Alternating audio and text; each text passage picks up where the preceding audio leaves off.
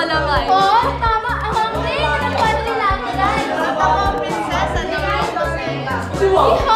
Our palang high! At nakita ko ang mga sinaunang Pilipino. At nakita ko si Dave na may corona. Ano nga ba ang quadrilateral?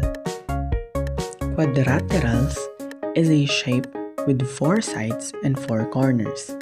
It's a polygon with 4 edges. There are different types of quadrilaterals such as square, rectangle, rhombus, trapezoid, and kite. Quadrilaterals are important in math.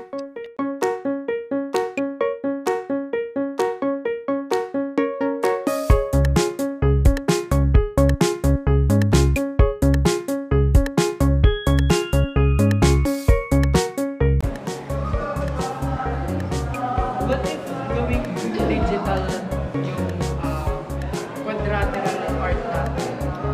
Pero kailangan itong may sigsay.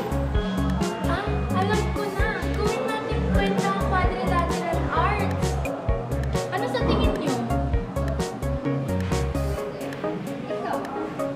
Pwede din. Ako ang pirapit ay tumatalon.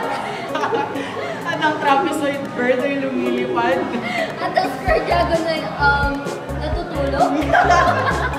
So, Dani, tingnan mo. Ay na, ipe-present namin yan ng parang, behold, ang aming quadrilateral kwento.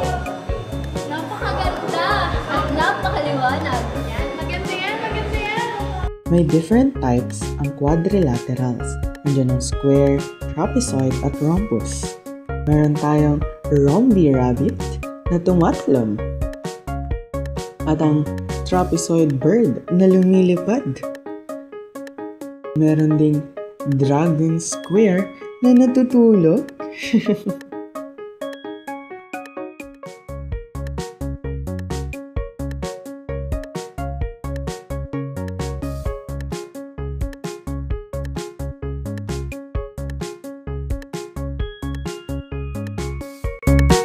Dane, anong ginawa mo sa bathroom? You mean project natin? Natin? No, natin. Ano ba natin yan, hoy? Ikaw? Oo, kanina pa talaga nandito. Walang hindi nag-usap kanina. Ah, wait lang! Sino to? Ano mo? Wait, di ba kami group 2? Group 3 kasi. Hindi kami. Ano ka ba? Akala ko group 2 kayo. Mali pala sinamahan ko.